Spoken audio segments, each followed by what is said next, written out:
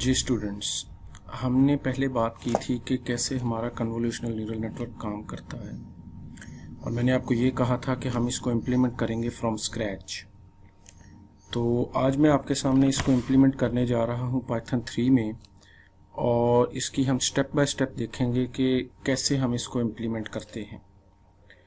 आपको याद होगा हमने ये देखा था कि कन्वोल्यूशनल न्यूरल नेटवर्क में कौन कौन से ऑपरेशन होते हैं, जिसमें के दो मेजर ऑपरेशंस थे हमारे पास। एक ऑपरेशन हमारे पास था कन्वॉल्विंग का और दूसरा ऑपरेशन हमारे पास था पूलिंग का। ओके, सो मैं यहाँ पे इन दोनों ऑपरेशंस को आपके सामने फ्रॉम स्क्रैच इम्प्लीमेंट करूँगा और हम अपने इस जो प्रोग्रामिंग एक्सरसाइज है इसमें हम कंप्लीट डिटेल देखेंगे कि कैसे इसको इम्प्लीमेंट किया जाता है।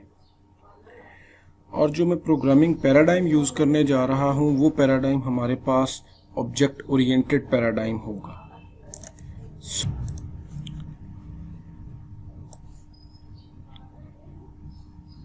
सो इस ऑब्जेक्ट ओरिएंटेड पैराडाइम का ऑलरेडी आप जानते हैं कि ये क्या होता है। मतलब इसमें हम क्लासेस बनाएंगे जो कि एक कन्वोल्यूशन की क्लास होगी और एक फिर फर्दर आगे पूलिंग की क्लास होगी और फिर हम उसको सम अप करेंगे through objects into a single program और वहाँ पे हम नंबर ऑफ फिल्टर्स और पूल का फिल्टर और आपके जो फिल्टर का साइज होगा फॉर कन्वोल्यूशन ये हम एज ए आर्ग्यूमेंट में पास करेंगे, तो वो हमें एक आउटपुट देगा और फिर हम उस आउटपुट को कंपेयर करेंगे with respect to what we have achieved previously in our examples. So let's start. सबसे पहले तो आपको पता है हमने यहाँ पे एक नोटबुक बनानी है, पाइथन नोटबुक। ये कैसे बनानी है ये हमने क्लास में डिस्कस किया भी है। तो आप क्या करो कि आप यहाँ पे जाके एक पाइथन की नोटबुक बना लो और फिर आपको पता है कि इसमें मैं साथ साथ इसको कमेंट भी करता जाऊँगा और ये नोटबुक आपको दे भी दूँगा for the sake of your reference. तो आप इसको देखते जाओ बस। मतलब सबसे पहले मैं यहाँ पे ये कह देता हूँ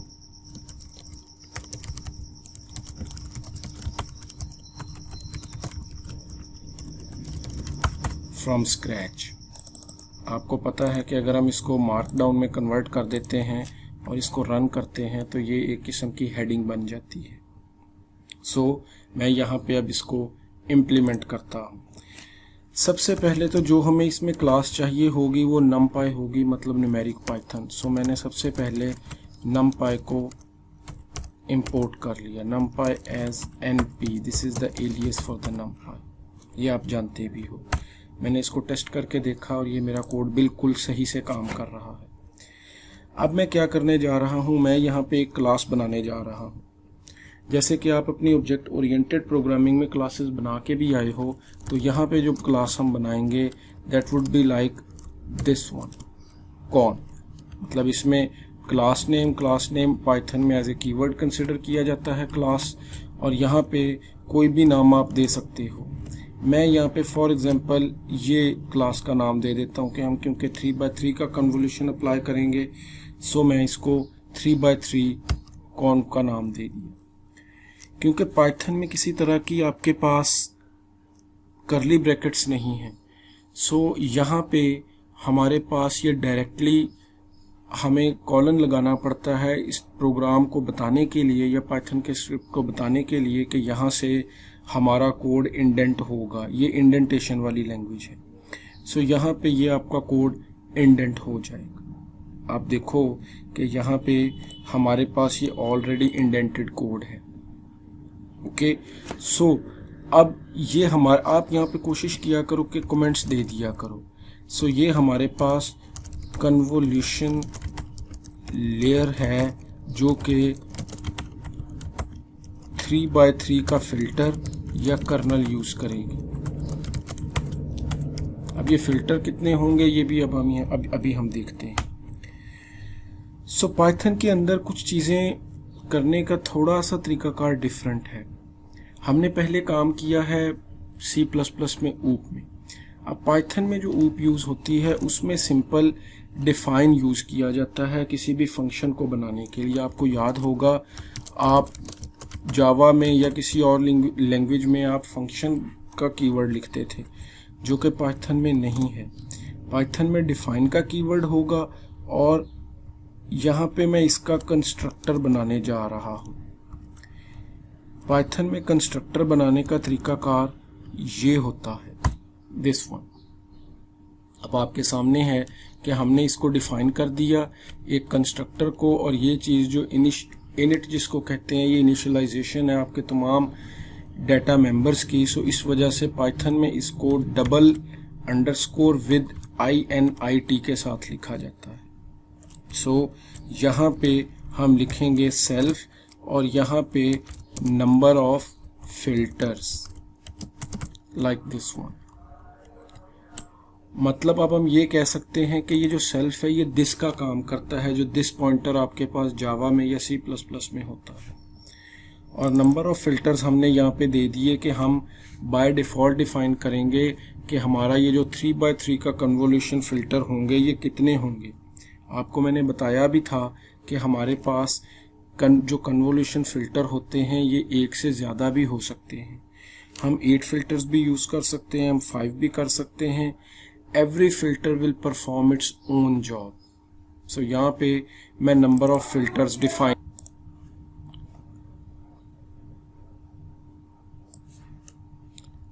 मैंने यहाँ पे नंबर ऑफ फिल्टर्स का एक वेरिएबल डिफाइन कर दिया। अब हम क्या करेंगे, इस फिल्टर को हम जो फिल्टर का वेरिएबल है ये हम इनिशियलाइज करेंगे। मतलब जब इसका ऑब्जेक्ट कॉल किया जाएगा तो इसकी वैल्यूज़ इनिशियलाइज होंगी। मैंने यहाँ पे self dot number of filters जो हमारे पास होंगे वो मैंने डिफाइन कर दिए। आप इसमें ऑटो सजेस्ट भी यूज़ कर सकते हो। कैसे, मतलब यहाँ पे मैंने नम लिखा और टैब प्रेस कर दिया तो ये नंबर ऑफ फिल्टर्स का जो वेरिएबल डिफाइन था वो खुद ही आ गया। नंबर ऑफ फिल्टर्स जो हमारे पास होंगे that would be equivalent to number of filters. अब ये क्या है, ये ऑलरेडी आप देख के आए हो कि ये इस क्लास का वेरिएबल होगा जो कि इस क्लास में बनाया गया है। मतलब ये क्लास का वेरिएबल ट्रीट हो रहा है और ये जो फिल्टर है ये हमारे पास ये आर्ग्यूमेंट में से आ रहा है। ये हमने जो वैल्यू हमें फिल्टर को डिफाइन करते हुए मिलेगी या ऑब्जेक्ट बनाते हुए मिलेगी वो यहाँ पे आएगी और वो यहाँ पे असाइन कर दी जाएगी किसको, क्लास वेरिएबल को। ये जो सेल्फ है ये क्लास वेरिएबल को डिफाइन कर रहा है। अब मैं यहाँ पे क्या करूँगा, मैं यहाँ पे आपके सामने इस फिल्टर को इनिशियलाइज कर दूँगा।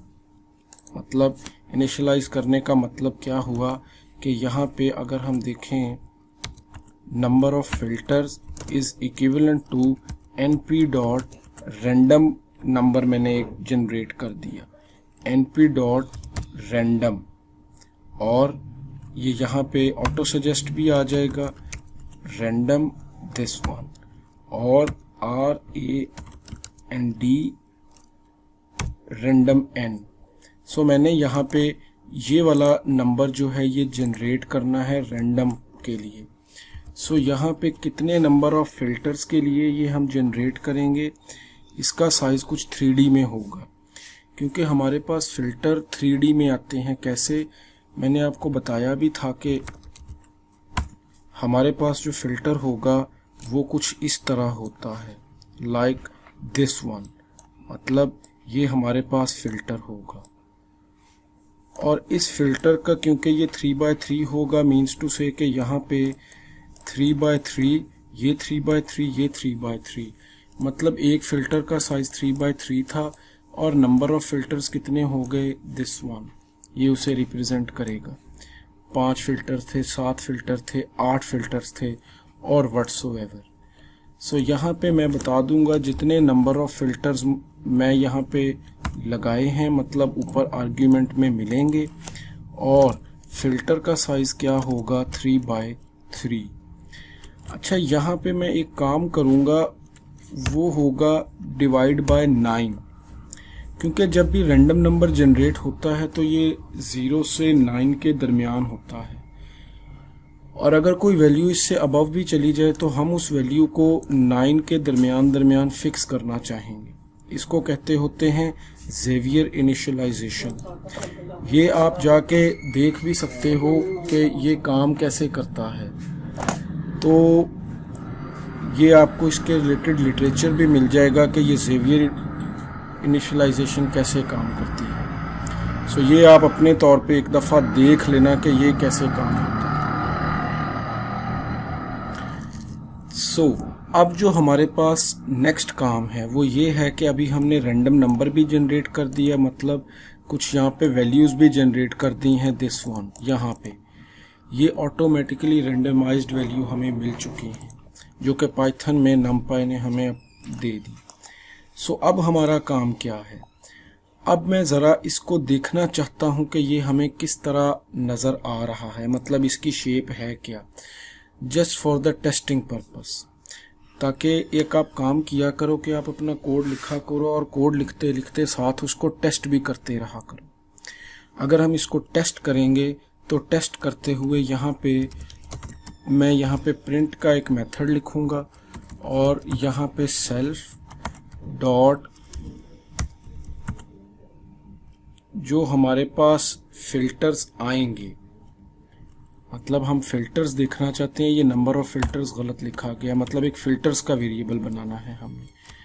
मतलब हम इस जो वेरिएबल है इसको मैं देखना चाह रहा हूँ कि जो इसमें रैंडम वैल्यूज़ इनिशियलाइज हुई हैं वो वैल्यूज़ किस तरह की हैं, क्या वो वैसी ही हैं जिस तरह की हमें चाहिए थी। तो मैंने यहाँ पे फिल्टर्स डॉट शेप का मेथड लिख दिया, दिस वन, कि इसकी शेप क्या है। सो मैं जब इसको रन किया तो देखो यहाँ पे कोई भी किसी तरह का एरर नहीं आया, मीन्स टू से कि हमारी ये क्लास कंपाइल हो चुकी है। सो अब इस क्लास को टेस्ट करने के लिए मैं यहाँ पे इस क्लास का एक ऑब्जेक्ट बनाऊंगा just for the testing purpose. वो कैसे बनाया जाएगा, मसलन मैं यहाँ पे बना देता हूँ ओबीजे, मतलब ऑब्जेक्ट, आप कोई भी नाम रख सकते हो। और यहाँ पे अगर मैं टैब करता हूँ तो कौन 3x3 आपके पास आ रहा है। मैं यहाँ पे 6 नंबर ऑफ फिल्टर्स या 8 नंबर ऑफ फिल्टर्स करता हूँ, आप कोई भी फिल्टर्स रख के इसको टेस्ट कर सकते हो। ओबीजे अगर हम करते हैं तो देखते हैं क्या हमारे पास वो वैल्यूज़ प्रिंट होती हैं। देखो जब यहाँ पे आपके पास क्लास नेम, आपको पता है ऑब्जेक्ट नेम और क्लास नेम, इस लैंग्वेज में कोई न्यू टाइप का ऑपरेटर या कोई ऐसी चीज़ यूज़ नहीं होती। देखो जैसे ही यहाँ पे ये कौन हमने किया, इसको यहाँ पे लिखा क्लास नेम और इसको इनिशियलाइज किया, तो ये वाला आपके पास ऑटोमेटिकली इसका जो हमारे पास ये था बनाया गया इनिशियलाइज़र, या जिसको हम कंस्ट्रक्टर कहेंगे, ये कॉल हो गया। और जैसे ही ये कॉल हुआ तो इसको हमने नंबर ऑफ़ फ़िल्टर्स यहाँ पे दे दिए और वो नंबर ऑफ़ फ़िल्टर्स यहाँ पे रैंडम वैल्यूज़ जनरेट कर दी। अब वो रैंडम वैल्यूज़ किस तरह की हैं हमें ये तो पता चल गया कि ये 8 फ़िल्टर्स हैं और एक फ़िल्टर का साइज़ मेरे पास 3 × 3 का है। मतलब जो मैंने यहाँ पे देखा है ये एज़ इट इज़ वैसा ही फ़िल्टर बनेगा। सो अगर ये वैसा ही फ़िल्टर बनेगा तो हम बिल्कुल सही डायरेक्शन में जा रहे हैं, मतलब हमारे फ़िल्टर्स सही डिफ़ाइन हो चुके हैं। अब मैं देखना चाहता हूं कि फ़िल्टर्स में वैल्यूज़ हैं क्या। तो फ़िल्टर्स की वैल्यू चेक करने के लिए हम नॉर्मल इसको शेप को ख़त्म करके ये देखते हैं तो फ़िल्टर्स में कुछ इस तरह की वैल्यूज़ हैं।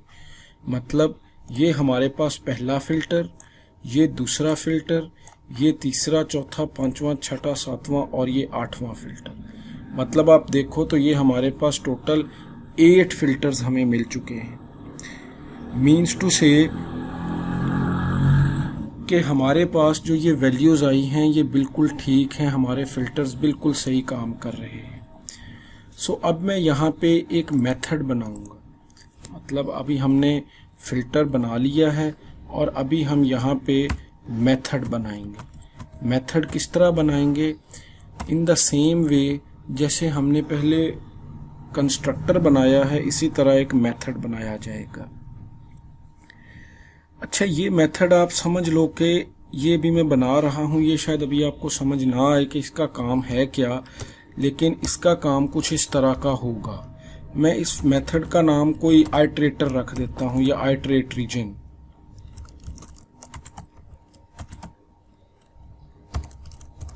आइटरेट रीजन, ये क्या करेगा, ये उसी तरह सेल्फ इसमें यूज़ किया जाएगा और साथ इसमें इमेज यूज़ किया जाएगा। मतलब इसको हम कोई इमेज देंगे जो किसी भी इनपुट साइज का होगा और वो इमेज क्या करेगा, वो इमेज ये करने का, उस इमेज को एज ए आर्ग्यूमेंट पास करने के बाद आपका जो फिल्टर होगा या इमेज होगा वो सेगमेंट्स में कन्वर्ट हो जाएगा।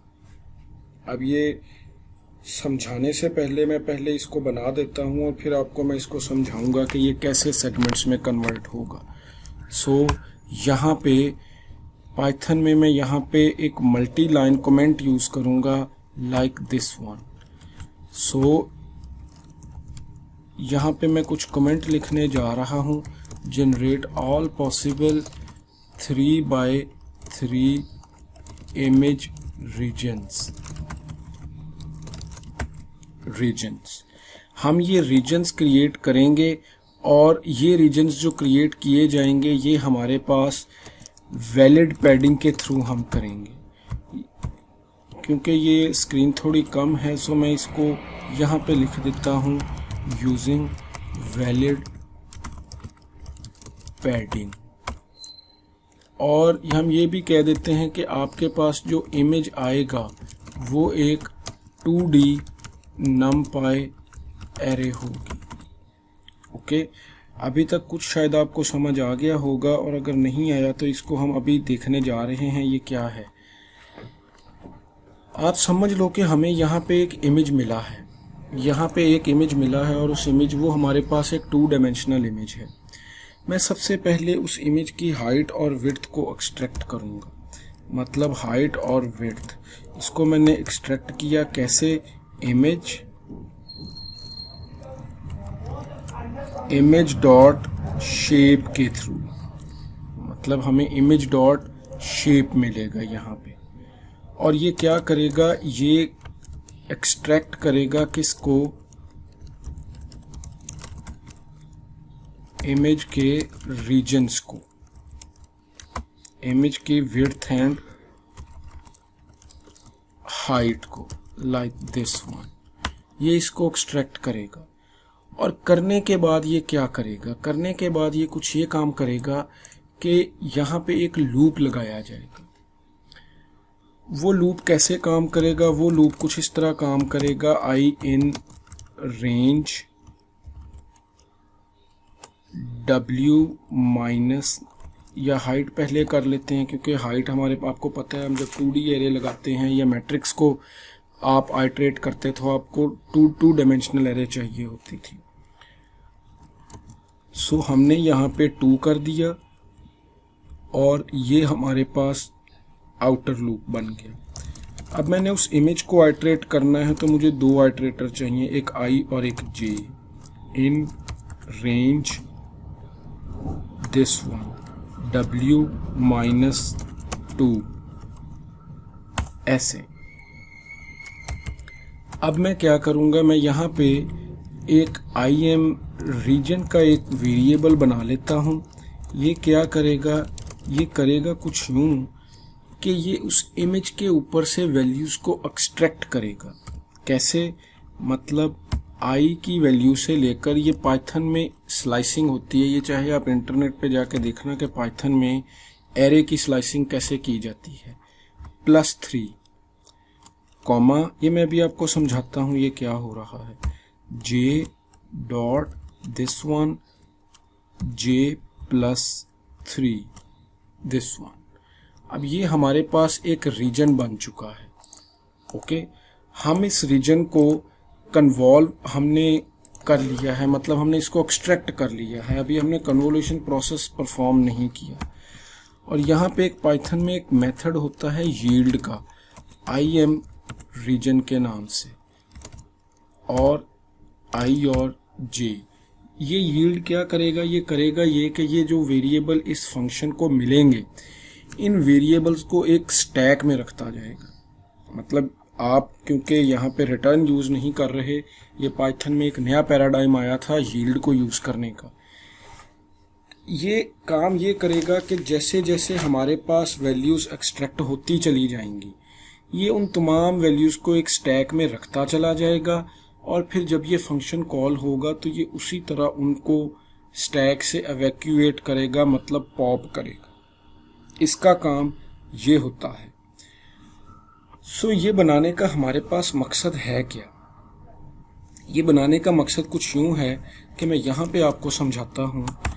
इसका मकसद ये था कि यहाँ पे आप ये देखो कि हमारे पास एक इमेज है। फॉर एग्जांपल कुछ इस तरह का इमेज है, 2 डायमेंशनल इमेज था। आप समझ लो कि ये वाला जो इमेज है ये कुछ इस तरह का है कि ये 28 पिक्सल इस तरह होगा और 28 पिक्सल इस तरह होगा हॉरिजॉन्टल। अब मैंने एक फिल्टर लिया था, जो कि प्रीवियसली मैंने एक फिल्टर लिया, मैंने इसके तमाम रीजन्स को सेगमेंट करना है क्योंकि मैं 3x3 का फिल्टर यूज कर रहा हूँ। सो मैंने इसके रीजन्स को सेगमेंट कर दिया, मतलब 3x3 ये वाला, 3x3 ये वाला, 3x3 ये वाला, and so on and so fourth. यहाँ पे दरअसल मैं कुछ यही कर रहा हूँ कि मैंने अपने इमेज की हाइट और विड्थ को एक्सट्रैक्ट किया और एक्सट्रैक्ट करने के बाद for I in reason H-2, ये H-2 मैंने क्यों किया है? आप ज़रा वो वाला फार्मूला यूज़ करना जो हम ऑलरेडी वो यूज़ करके आए थे। वो अगर हम फिल्टर या आउटपुट साइज़ देखना चाहें तो हमारे पास एक फार्मूला होता था, ठीक है, मतलब जिसमें इमेज का साइज़ होता था, फिर स्ट्राइड और फिल्टर साइज़ होता था, 2p और डिवाइड बाय हम कर देते थे उसको स्ट्राइड पे। तो अगर मैं वैलिड पैडिंग यूज़ कर रहा हूँ तो मैंने आपको बताया भी था ये कन्वर्ट होगा किस में, 26x26 में। मतलब अगर मैं इसके ऊपर 3x3 का फिल्टर कन्वॉल्व करूँगा विद वैलिड पैडिंग तो ये 26x26 की आउटपुट में जनरेट होगा। सो यही वजह है कि मैंने इसको 26x26 के रीजन्स में कन्वर्ट किया है। यहाँ पे ये तमाम के तमाम रीजन्स मुझे मिल गए हैं। ओके, मतलब हमारे पास 26x26 का रीजन है और उसमें 3x3 का फिल्टर हम कन्वॉल्व करना चाह रहे हैं। ये चीज़ आप इसको थोड़ा सा ना डीबग करके देखना तो आपको इसकी ज़्यादा समझ आएगी। मतलब इस कोड को आपने डीबग करना है। कुछ डीबगिंग इसकी आपके सामने मैं करता भी हूँ इस कोड की कि ये कोड काम करता कैसे है। सो आप अब इस कोड को ज़रा डीबग करोगे कि ये क्या कर रहा है। सो अब मैं यहाँ पे इस कोड को सिंपली अप्लाई करने जा रहा, ठीक है। मैं अगर इसको अप्लाई करता हूँ तो अप्लाई करने के लिए मुझे कुछ ना कुछ डाटा चाहिए होगा। सो मैं यहाँ पे एक नया वेरिएबल बनाता हूँ और उस वेरिएबल में मैं ये कहता हूँ कि उस वेरिएबल के अंदर मैं यहाँ पे कोई वैल्यूज असाइन करता हूँ, मतलब कोई इमेज देता हूँ। सो मैंने यहाँ पे अब एक नया इमेज बना लिया लाइक दिस वन। मतलब पाइथन के अंदर आपने याद रखना है ये ऑलरेडी टेस्टिंग के लिए दिया जाता है data. So from Keras dot data sets, ये देखो डेटा सेट्स और इम्पोर्ट और MNIST मिनिस्ट का डेटा सेट। मैंने ये डेटा सेट इसमें से इंपोर्ट कर लिया और इस डेटा सेट को मैंने यहाँ पे कर दिया train underscore data. For example एक वेरिएबल बना दिया और इसी तरह ट्रेन के लेबल्स लाइक दिस वन और इसी को मैंने कर दिया टेस्ट अंडरस्कोर डेटा और टेस्ट के लेबल्स। ये आपको ऑलरेडी मिल जाएगा।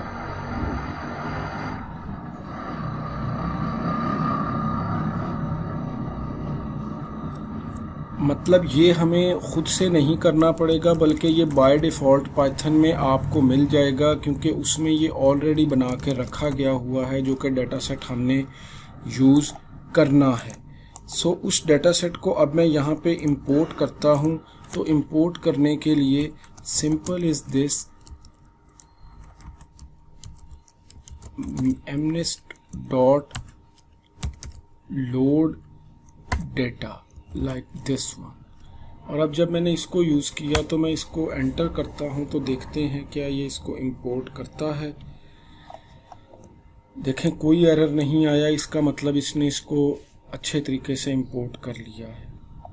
ओके, सो मैं अब इसको ज़रा चेक करता हूँ। अच्छा, यहाँ पे एक मेरे पास ना एक कोड है, मैं उस कोड को ये आपके लिए लिखा था कि मैं इस कोड को टेस्ट करता हूँ। ये कोड क्या है? ये कोड हमारे पास वही वाला कोड है जो कि ऑलरेडी अवेलेबल ऊपर हमने लिख के आए हैं, ठीक है। उस कोड में क्या हमने किया था कि अब मैं उसी कोड को एक इमेज डॉट शेप देता हूँ लाइक दिस वन, और उसके ऊपर वही फिनोमिना लगाता हूँ जो कि मैंने यहाँ पे अप्लाई किया है, यहाँ पे हेयर। मैं उसको कस्टम वे में यहाँ पे अप्लाई करता हूँ। मतलब हमने इमेज ले लिया एक, इसमें से उस एक इमेज की शेप को हमने उसमें से 2 माइनस किया, मतलब 26x26, और उसकी तमाम वैल्यूज़ को मैं प्रिंट कर रहा। तो देखते हैं ये वैल्यूज़ हमें किस तरह की मिलती हैं। सो ट्रेन इमेज हमें यहाँ पे नहीं मिल रहा। सो ये असल में जो ट्रेन इमेजेस है ये हमें यहाँ पे बनाना पड़ेगा, क्योंकि अभी तक ये डाटा हमें मिला है। सो हमने इस डाटा को भी सेपरेट नहीं किया। Train underscore images train data से मिल जाएगा, और इसी तरह ट्रेन लेबल्स हमें ट्रेन लेबल से मिल जाएगा। अब मैं अगर इसको देखता हूं तो अब आप इस कोड को ज़रा इसका एनालिसिस करो। जब I1 था तो इमेज का जो हमारे पास कंप्लीट एक कॉलम है वो यहाँ पे हमारे पास आ गया। मतलब ये हम कह सकते हैं कि ये रो के ऊपर आइटरेट करेगा और ये कॉलम्स के ऊपर करेगा। मतलब ये तमाम की तमाम वैल्यूज़ हमारे पास यहाँ पे आ गई। और फिर जब I 0 से लेकर तो 25 तक ही वैल्यूज सबके लिए आएंगी। मतलब हम 26 में कन्वर्ट कर चुके हैं, और ये अगर आप उस फॉर्मूला में लगा के देखो तो हमें 26 की आउटपुट ही चाहिए थी। सो ये just for the sake of testing मैंने ये काम किया है। सो अब मैं इसके ऊपर वो वाला लगाने जा रहा हूँ जो कि हम यहाँ पे बना के आए हैं, क्या, दिस वन, आइटरेट रीजन। सो मैं यहाँ पे आइटरेट रीजन लगाऊंगा। तो आइटरेट रीजन लगाने के लिए मुझे यहाँ पे अप्लाई करना पड़ेगा वही वाला कन्वोल्यूशन प्रोसेस जो कि ऑलरेडी हम वहाँ पे बना के आए हैं। अच्छा, एक चीज़ और है कि अभी तक हमने सिर्फ इसको सेगमेंट किया है, हमें इसमें एक फंक्शन और चाहिए होगा। वो फंक्शन फॉरवर्ड पास का होगा।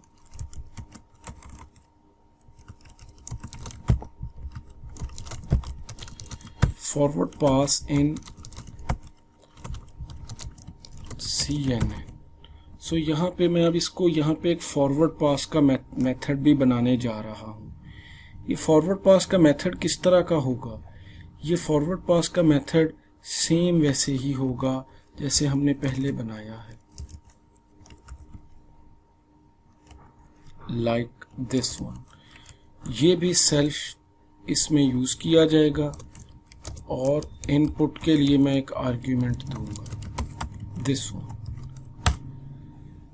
ताकि हमारा, क्योंकि ये लेक्चर हमारा बहुत बड़ा ना हो जाए, ये मैंने ऑलरेडी इम्प्लीमेंट किया हुआ है। सो मैं आपके सामने यहाँ पे एज इट इज़ उसको इम्प्लीमेंट करता हूँ। सो आप ये देखो कि ये वाला फंक्शन आपके पास कुछ इस तरह होगा। मतलब ये फंक्शन हमारे पास कुछ इस तरह का होगा। तो इस फंक्शन में अगर आप अब देखो कि हमारे पास ये वाली वैल्यूज़ हमें मिल रही हैं, इसमें हमने एक इनपुट का एक पैरामीटर पास कर दिया। ये इनपुट दरअसल वही है जो कि हमें कहाँ से मिलेगा, जो कि हमें इनपुट इमेज मिलेगा। मतलब हमने इसके ऊपर फॉरवर्ड पास अप्लाई करना है। सो मैंने इसकी हाइट और विड्थ को एक्सट्रैक्ट कर लिया, और करने के बाद ये यहाँ पे मैंने कमेंट्स लिखे हुए हैं। ये वही फार्मूला है जो कि मैं आपको बता रहा था। इस फार्मूला के तहत ये वैल्यूज़ 26/26 में कन्वर्ट हो जाएंगी। सो अब मैंने यहाँ पे NP zeros का एक मैट्रिक्स बनाना है। NP zeros का मैट्रिक्स बनाने का मकसद क्या है? इसका मकसद सिर्फ और सिर्फ ये है कि आउटपुट इमेज मेरे पास इतना होगा। ओके, सो मैंने यहाँ पे NP zeros का एक आउटपुट इमेज बना दिया लाइक दिस वन। यहाँ पे जो हेड जो आपके पास H-2 मतलब 26 आप इस फॉर्मूला पे अप्लाई करो तो ये 26/26 ही बनता है, और जितने नंबर ऑफ फिल्टर्स होंगे हम वो भी यहाँ पे अप्लाई कर देंगे। सो अब अगर मैं इसकी आउटपुट शेप देखना चाहूँ तो मैं यहाँ पे देख भी सकता हूँ। सो हम इसकी एक दफ़ा आउटपुट शेप को देख लेते हैं कि इसकी आउटपुट शेप है किस तरह की। सो इसकी आउटपुट शेप को देखने के लिए मुझे क्या करना पड़ेगा, मुझे यहाँ पे एक छोटा सा कोड लिखना पड़ेगा, और वो कोड किस तरह का होगा, वो कोड कुछ इस तरह का होगा। मतलब मैं यहाँ पे कुछ इस तरह का कोड लिख देता हूँ लाइक दिस वन, और इस कोड को मैं यहाँ पे एंटर करता हूँ। पहले मैं इसको कमेंट कर देता हूँ क्योंकि ये वाला कोड अभी हमें नहीं चाहिए, दिस वन। सो मैं यहाँ पे अब कमेंट कर, इसको मैंने रन किया सेल को, तो रन करने के बाद क्योंकि ये तमाम की तमाम चीज़ें यहाँ पे रन हो गई हैं, सो मुझे यहाँ पे करना ये है कि मुझे जो मैंने ये प्रिंट किया था इसको मैंने यहाँ पे जाके, ये just for the sake of testing था, इसको मैंने ख़त्म कर दिया। और अब मैं इसको कमेंट करता हूँ तो आप ये देखो कि हमारे पास 8x8 का एक फ़िल्टर था, और जब वो फ़िल्टर हमने फॉरवर्ड के ऊपर लगा दिया तो आपके पास जो आउटपुट आएगी वो 26x26 आएगी।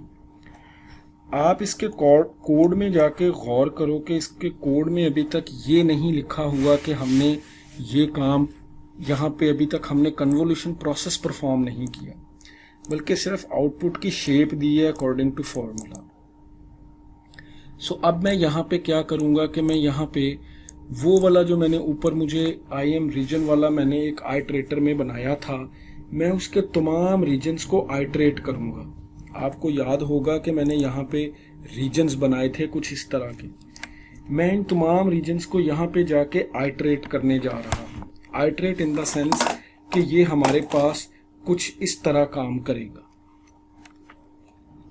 लाइक ये मेरे पास एक रीजन था, इस रीजन के ऊपर पहले मल्टीप्लाई होगा, फिर हमें क्योंकि ना कि हम लूप दोबारा लगाएं और 3 के सेगमेंट दे के फिर आगे जाएं, नहीं, बल्कि हमारे पास ये तमाम चीज़ें ऑलरेडी सेगमेंटेड हैं, तो हम एक दफ़ा उस पर आइट्रेट करेंगे, फिर इस पे आइट्रेट करेंगे, जब तक ये हमें मिलते जाएंगे सेगमेंट्स, हम इन पे आइट्रेट करते चले जाएंगे।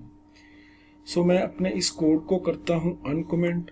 तो ये जब अनकमेंट होगा कोड, तो यहाँ पे फॉर एग्जाम्पल दिस वन, और इसी तरह ये वाला कोड भी दिस वन। तो अब क्योंकि ये कोड हमारे पास अनकमेंट हो चुका है, तो अब मैं इसको रन करता हूँ, और रन करने के बाद ये वो फंक्शन है np.sum, ये क्या करता है, ये IM रीजन और सेल्फ डॉट फिल्टर्स, ये वो जो रीजन एक्सट्रैक्ट हुए हैं उनके ऊपर इन फिल्टर्स को क्या करेगा, मल्टीप्लाई कर देगा।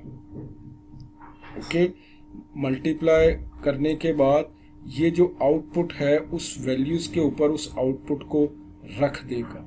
इसका काम सिंपल ये वाला है। ओके, और इस दफा हमने इसको, क्योंकि ये आइट्रेट रीजन का फंक्शन कॉल हुआ है, आप देखो इस कोड में कितनी ज़्यादा कपलिंग पैदा की है हमने, कि वो जो हमने ऊपर मेथड बनाया था ये वाला, इसको हमने यहाँ पे इमेज पास करना था, और वो इमेज हमने अपने फॉरवर्ड वाले मेथड का जो इनपुट थी वो हमने इसको पास की। तो इसने पहले तमाम उसके रीजन कन्वर्ट किए, और उन रीजन्स को इसने फिल्टर्स के साथ मल्टीप्लाई कर दिया और आउटपुट में रख दिया। तो ये एक आउटपुट जनरेट करेगा लाइक दिस वन।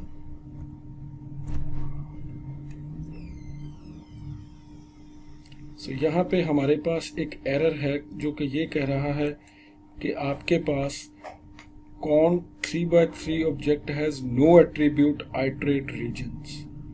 सो मैं इसको जाके देखता हूँ कि ये एरर क्या है।